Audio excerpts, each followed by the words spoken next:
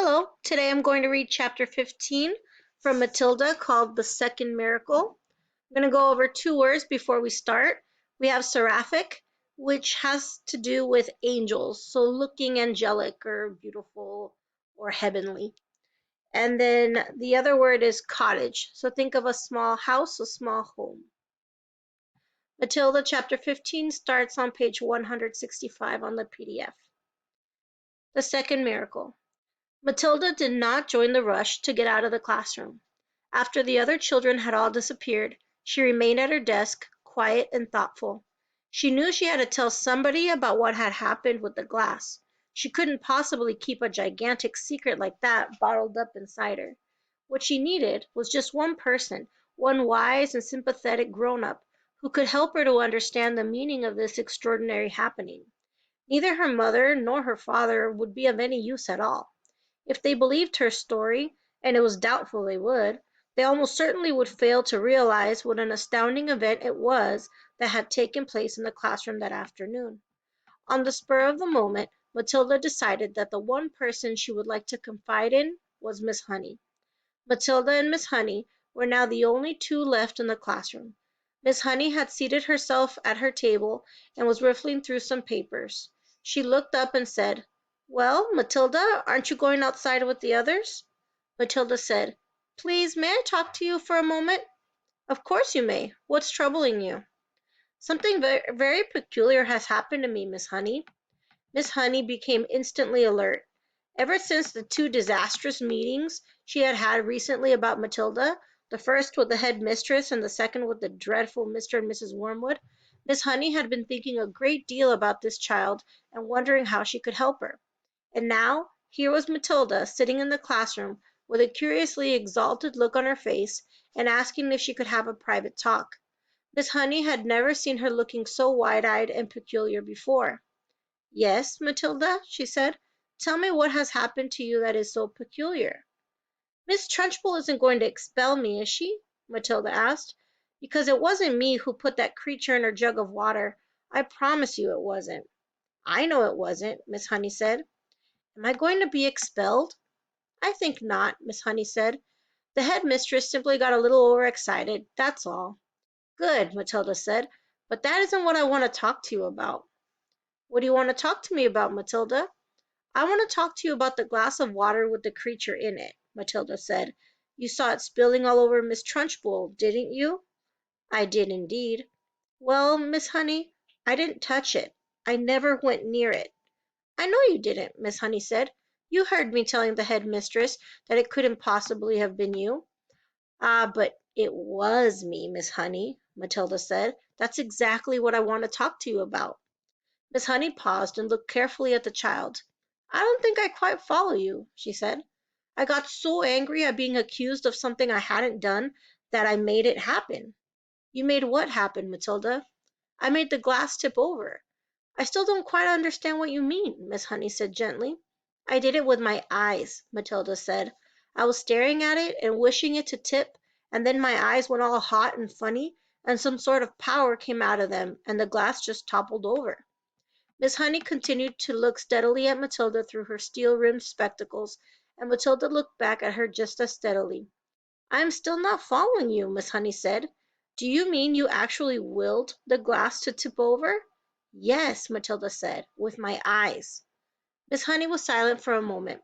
She did not think Matilda was meaning to tell a lie.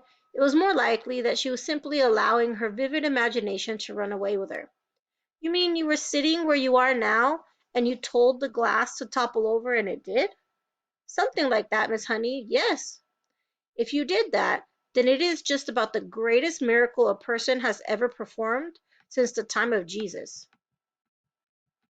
"I did it, Miss Honey." "It is extraordinary," thought Miss Honey, "how often small children have flights of fancy like this." She decided to put an end to it as gently as possible. "Could you do it again?" she asked, not unkindly. "I don't know," Matilda said, "but I think I might be able to." Miss Honey moved the now empty glass to the middle of the table. "Should I put water in it?" she asked, smiling a little. "I don't think it matters," Matilda said. "Very well, then. Go ahead and tip it over. It may take some time." Take all the time you want, Miss Honey said. I'm in no hurry. Matilda, sitting in the second row about 10 feet away from Miss Honey, put her elbows on the desk and cupped her face in her hands. And this time she gave the order right at the beginning. Tip, glass, tip, she ordered. But her lips didn't move and she made no sound. She simply shouted the words inside her head. And now she concentrated the whole of her mind and her brain and her will up into her eyes, and once again, but much more quickly than before, she felt the electricity gathering and the power was beginning to surge and the hotness was coming into the eyeballs. And then the millions of tiny invisible arms and arms with hands on them were shooting out towards the glass. And without making any sound at all, she kept on shouting inside her head for the glass to go over. She saw it wobble, then it tilted, then it toppled right over and fell with a tinkle onto the tabletop, not 12 inches from Miss Honey's folded arms. Miss Honey's mouth dropped open, and her eyes stretched so wide you could see the whites all around. She didn't say a word. She couldn't. The shock of seeing the miracle performed had struck her dumb.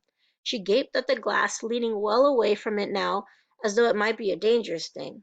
Then slowly she lifted her head and looked at Matilda. She saw the child white in the face, as white as paper, trembling all over, the eyes glazed, staring straight ahead and seeing nothing. The whole face was transfigured, the eyes round and bright, and she was sitting there speechless, quite beautiful in a blaze of silence. Miss Honey waited, trembling a little herself, and watching the child as she slowly stirred herself back into consciousness. And then suddenly, click, went her face, into a look of almost seraphic calm. I'm all right, she said and smiled. I'm quite all right, Miss Honey, so don't be alarmed. You seemed so far away, Miss Honey whispered, awestruck. Oh, I was. I was flying past the stars on silver wings, Matilda said. It was wonderful. Miss Honey was still gazing at the child in absolute wonderment, as though she were the creation, the beginning of the world, the first morning. It went much quicker this time, Matilda said quietly. It's not possible, Miss Honey was gasping. I don't believe it. I simply don't believe it. She closed her eyes and kept them closed for quite a while, and when she opened them again, it seemed as though she had gathered herself together. Would you like to come back and have tea at my cottage? She asked. Oh, I'd love to, Matilda said. Good. Gather up your things and I'll meet you outside in a couple of minutes. You won't tell anyone about this thing that I did, will you, Miss Honey? I wouldn't dream of it, Miss Honey said. And that's the end of the chapter. So Matilda was able to use her powers accidentally with Miss Trunchbull when she was so angry of being accused. But this time she actually was able to make her brain move things. And so it's a pretty cool thing that she can do. And now she's going to talk about it some more with Miss Honey. See you tomorrow.